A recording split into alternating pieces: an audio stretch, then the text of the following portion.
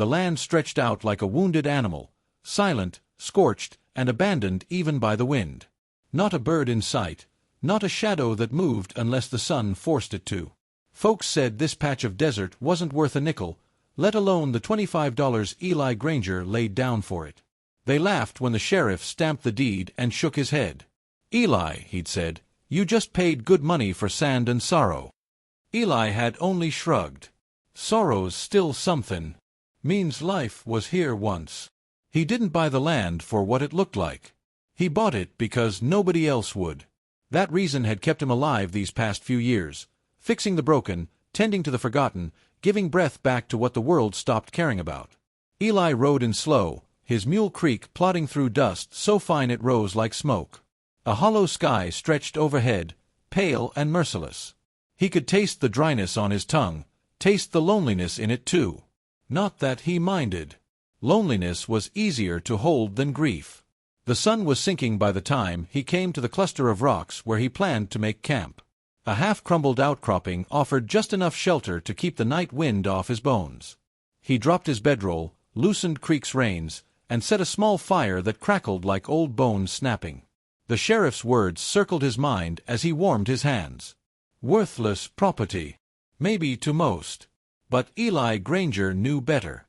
He had once stood on rich, green land, owned a ranch folks envied. Back then he had everything, a wife whose laughter softened his hard edges, a boy who followed him like a second shadow. But sickness swept through their corner of the West like a silent bandit. Took his wife first, then his son, then any desire Eli had to stand on the front porch of a perfect home. After burying them, he sold the ranch. Couldn't watch the wind blow through empty rooms. That was years ago, but grief clung to him as stubbornly as desert dust to a boot. The fire popped. Creek lifted his head suddenly, ears twitching toward the darkness. Eli paused mid-sip of his tin-cup coffee. "Easy, boy," he murmured. But Creek didn't settle. His muscles tightened beneath his hide, tail swishing nervously. A sound drifted from the distance. A scraping. A dragging. Maybe the wind. But the night was too still. Eli stood slowly, hand brushing the butt of his revolver. He stepped beyond the ring of firelight. The cold hit his face like a slap. The stars looked sharp enough to cut. There it was again, closer this time. A soft, hollow thump, followed by a strained breath, like something fighting just to stay alive. "Coyote," he whispered. But he knew better. Coyotes moved quick. This thing dragged itself like death pulling on its limbs. He moved toward the sound, boots crunching quietly. The desert swallowed light, and shapes blended into shadow. Yet something was out there, something thin, something suffering. A low groan shivered across the sand. Eli's pulse picked up. "Anyone out here?" Silence answered. He walked another few yards, then froze. A shape lay against the base of a jagged rock. At first glance, it looked like a pile of rags. But then it shifted, so weakly it barely stirred the dust. Eli stepped closer, breath held. Not rags. A horse. A starving, skeletal mustang, barely more than bone wrapped in patchy hide. Its ribs jutted like a broken fence, its eyes dull hollows in a narrow face. A rope hung from its neck, frayed, torn, and soaked in dried blood. Whoever had tied the rope had used it to drag the poor creature until it collapsed. Eli's jaw tightened in a slow, dangerous way. "Well now," he whispered, kneeling beside it. "What'd they do to you, partner?" The mustang flinched, too weak to lift its head. Its breath fluttered like a dying ember. Eli touched the rope gently. It had been yanked hard enough to leave deep cuts. The horse had fought until it couldn't any more. "You're a tough one," Eli murmured. "Tough enough to make it here. That counts." He removed his canteen. He didn't have much water, not nearly enough for himself, let alone for another living creature. But he tilted it anyway. A few drops slid onto the mustang's cracked lips. The horse tried to swallow. Eli let a little more drizzle out. Not too fast, not too much. Enough to give a dying heart a reason to remember how to beat. "That's it. Easy now. Just a taste." The mustang's eyes flickered open for a moment. A flicker of fear. Then exhaustion won, and the lids sagged shut. Eli rested a hand on its neck. The bones beneath the hide felt sharper than the rocks around them. "Well, I'll be damned," he whispered. "Looks like this land ain't as empty as folks thought." He worked slowly, cutting the frayed rope free. The Mustang didn't resist, couldn't. Eli tore strips from his own shirt, wet them, and pressed them against the wounds. The desert night bit his fingers with cold, but he kept working. He couldn't remember the last time he spoke to anyone longer than a few minutes, but tonight, with this dying creature in the sand, his voice came steady and soft. "Reckon we're the same, you and me. Left behind. Written off." He paused. "But I ain't never been one to let something die alone." The horse trembled under his hands. A quiet, fearful noise escaped its throat. "Hush now," Eli said, smoothing his palm along its neck. "Ain't gonna hurt you. Not ever." He built a makeshift shelter using creek saddle, some brush, and a stretched blanket, enough to keep the freezing wind off the Mustang's fragile body. When he finished, he lowered himself beside the creature, legs crossed, revolver resting near his knee. He didn't plan on sleeping much. The desert wasn't silent anymore. Now it breathed slow and ragged, same as the Mustang. Eli watched the horizon fade into ink. He knew the townfolk were wrong about this place. Wrong about a lot of things. Some land wasn't worthless, just waiting. Some creatures weren't broken, just pushed beyond their limit. And some men, like him, weren't lost, just wandering until they found something worth staying for. He looked down at the motionless horse. Maybe, just maybe, he'd found it tonight. Under the hollow sky, with the fire dying low, Eli Granger whispered to the barely living creature at his side. "You ain't dyin' out here. Not on my land. Not while I'm still breathin'." Morning crept over the desert like a tired traveler, slow, shivering, and uncertain of its welcome. The first rays spilled across the sand and into Eli Granger's camp, touching the battered Mustang with thin strands of gold. Eli opened his eyes to the sound of soft, uneven breathing. Not creaks. The horse. Still alive. He sat up, joints stiff, coat dusted with grit.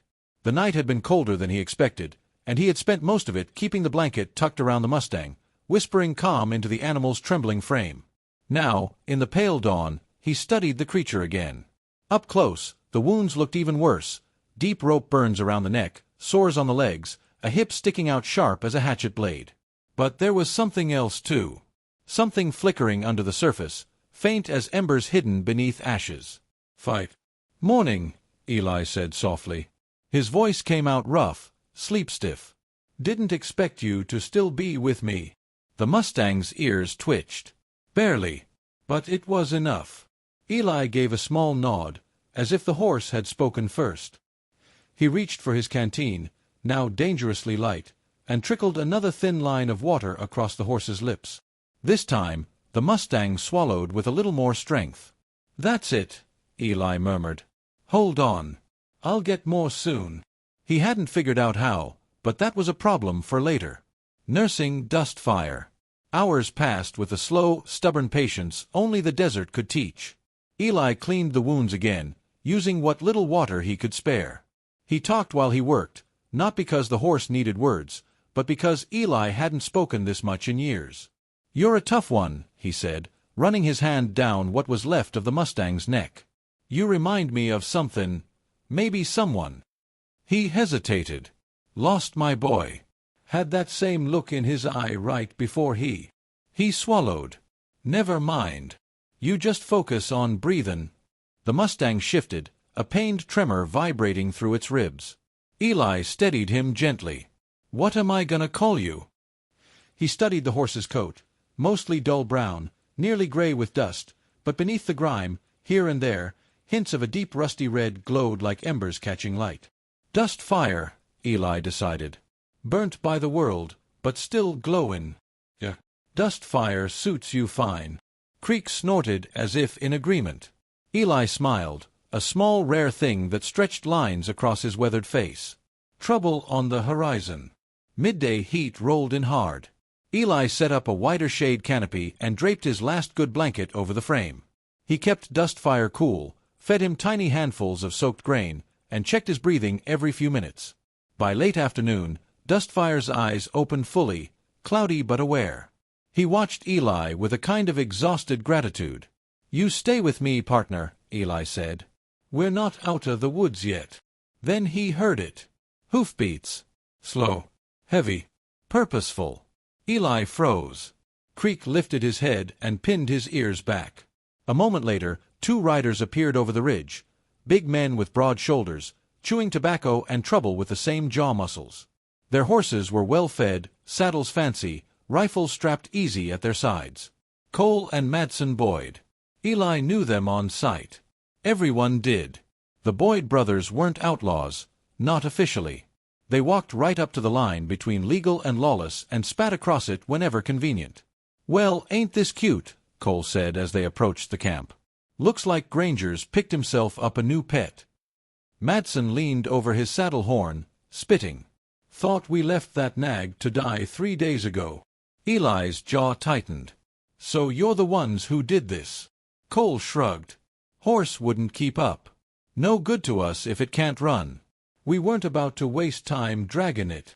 Eli looked at Dustfire, half a ghost of a creature, and his voice came out low. "You dragged him till he bled." "Yeah," Madsen said, smirking. "Didn't help." Cole nudged his horse closer. "Lucky for us, looks like he's still breathin'. We'll take him back now. Boss still owes us 1 more Mustang." Eli stepped between Dustfire and the brothers without a second thought. "That horse ain't yours no more." Cole blinked. "You got a lot of nerve standin' there, Granger." "You left him to die," Eli said, voice steady as bedrock. "Abandoned property belongs to the landowner." Cole's eyes narrowed. "This ain't your land." Eli reached into his coat and pulled out the folded deed. "Sure is." Madsen snorted. "You paid $25 for this wasteland? Best 25 I ever spent." The brothers exchanged a look, half confusion, half irritation. Cole leaned forward in the saddle. "Listen here.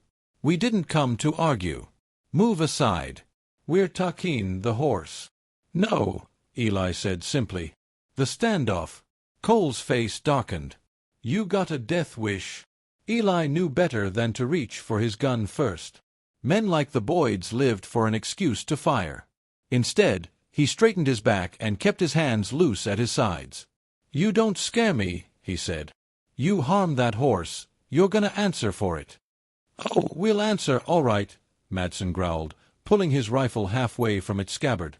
"Right after." "Hold it." A sharp voice cut across the tension. Sheriff Darius Carson rode up from the south, his mare kicking dust in tight clouds. He had a reputation for fairness, a rarity in the West, but he also had no patience for bullies. "What in blazes is going on here?" the sheriff demanded. Cole pointed at Dustfire. "They're stealing our horse." Eli didn't move. "They abandoned him. He was dying when I found him." The sheriff eyed the Mustang, skin stretched thin, wounds raw. Then he looked at the brothers. "You boys left this animal to die." Cole's jaw worked, but he didn't answer. Sheriff Carson turned to Eli. "You got the deed on you." Eli handed it over. The sheriff scanned it, nodded once, and handed it back. "Cole. Madsen. Whatever's on this land belongs to Eli. You want to lay claim to something, you should have stayed to take care of it." Cole spat into the dirt. "This ain't over." "No," the sheriff said. "It's over now. Get." The Boyds glared, but rode off, kicked up dust trailing behind them like smoke from a smothered fire. Dustfire's first step. Evening fell slow. Eli sat beside Dustfire, letting the silence settle back over the land. The Mustang lifted his head for the first time since Eli found him. The movement was shaky, but it was a miracle nonetheless. "There you go," Eli whispered. "Knew you had some fire left." Dustfire blinked at him, eyes clearer now. Brighter. Alive. For the first time in years, Eli felt something warm in his chest, something he feared had died with his family. Hope. And it flickered between him and the Mustang like shared breath under the twilight sky. The days that followed tested both man and Mustang. Dustfire's strength returned slowly, inch by inch, heartbeat by stubborn heartbeat. Eli kept close watch, nursing him with the same patience he once saved for his boy. Gentle words, careful hands, and a quiet endurance carved from years of surviving loss. Each morning, Dustfire lifted his head a little higher. Each evening, he ate a little more. And every night, Eli sat by him with a fading fire, whispering, "You stay with me, partner. We're making a future out here." Bit by bit, Dustfire obeyed. A new dawn, a new step. Exactly 12 days after Eli found him dying in the sand, Dustfire stood. Not fully, not proudly, not without trembling. But he stood. Eli froze mid-stride, water tin in his hand. Dustfire's legs wobbled beneath him like newborn foal legs, but there he was, upright, breathing harder than the effort demanded, eyes blinking in disbelief at his own body. "Well, look at you," Eli whispered. A breath caught in his throat unexpectedly. "You're something fierce, ain't ya?" Dustfire took one step. Then another. The third step nearly sent him toppling, and Eli rushed forward, steadying him with a hand pressed lightly against his shoulder. "Easy now. Ain't no race. You walk when you're ready. You rest when you need." Dustfire leaned into that hand. Trust, fragile but real. For the first time since his wife died, Eli felt that strange ache behind his ribs. Not grief. Not loss. Something like pride. The discovery that changed everything. The next week brought Dustfire's first real test. Eli wanted him to move, slow, careful, but enough to strengthen his legs again. They walked together at dawn, skirting a trail of jagged boulders that sliced through the land like a sleeping beast's spine. Dustfire paused frequently, ears twitching toward the rocks. "You seein' somethin'?" Eli asked. Dustfire pawed the ground. Eli frowned. "Ground's baked solid. Ain't nothin' under there but dust." Dustfire pawed again, harder, snorting as if trying to make Eli understand. Then he shoved his hoof down with sudden force. The earth shifted. A hollow sound echoed. Eli's head jerked up. "Well now." He knelt, brushed away the sand with both hands. Beneath the crusted surface lay dark, damp soil.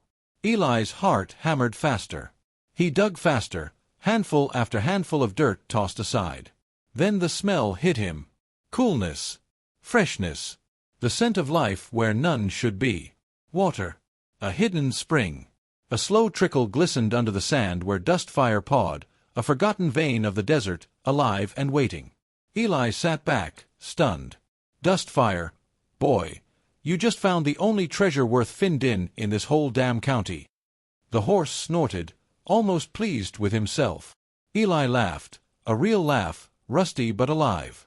"Lord Almighty, this land ain't worthless. It's a miracle waitin' its turn." He touched Dustfire's neck, whispering, "You didn't just save yourself, you saved me."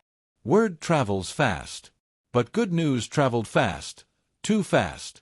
Within 3 days, men in the nearest town had already begun whispering about Granger's water spring, some calling it luck, others calling it a waste on a man who keeps to ghost animals and dead memories. But the Boyd brothers, they called it a free prize taken from under their nose. On a blistering afternoon, while Eli hauled rocks to form the outline of a well, Dustfire suddenly reared, still weak, but fierce in warning. His nostrils flared, ears pinned hard. Eli wiped sweat from his brow. "What is it, boy?" Rumbling hoofbeats answered. Sheriff's warnings hadn't stopped Cole and Madsen Boyd. They rode in fast, dust curling behind them like a rattler's tail. Cole smirked as he dismounted. "Heard about your little water hole, Granger."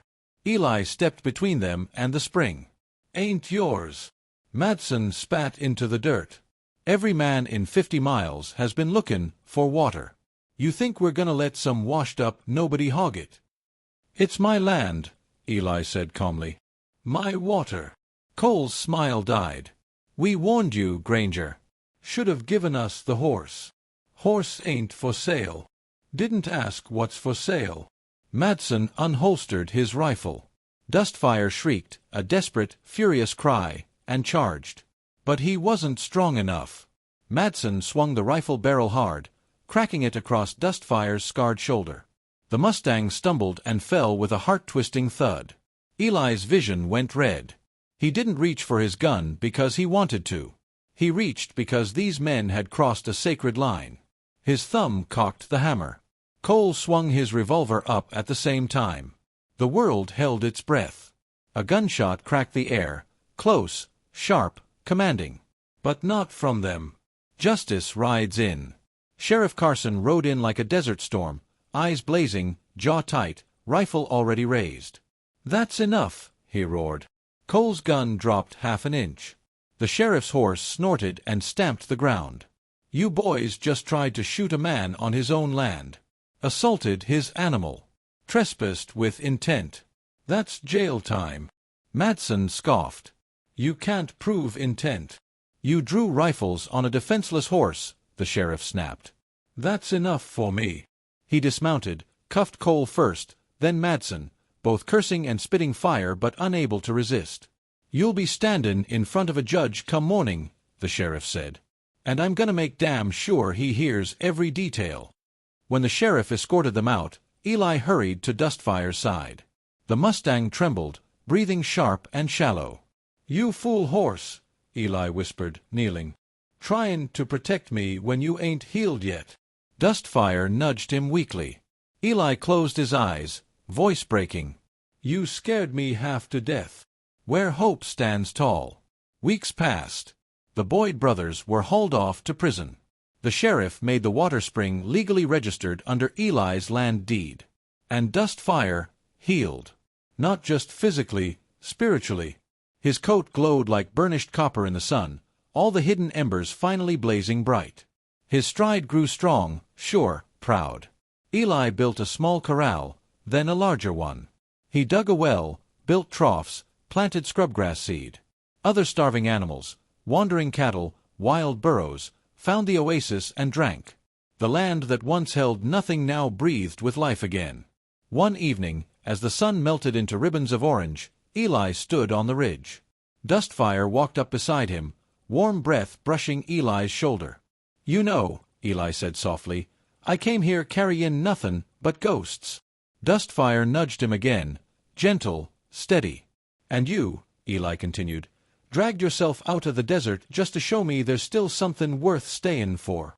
The Mustang lifted his head to the wind. Eli placed a hand on his neck. "Not as owner to animal. As broken soul to saved soul. Under the endless western sky," he whispered. "Turns out the land wasn't worthless. I just needed the right kind of hope to see it." Dustfire stood tall beside him, strong, fiery, and alive. And so did Eli.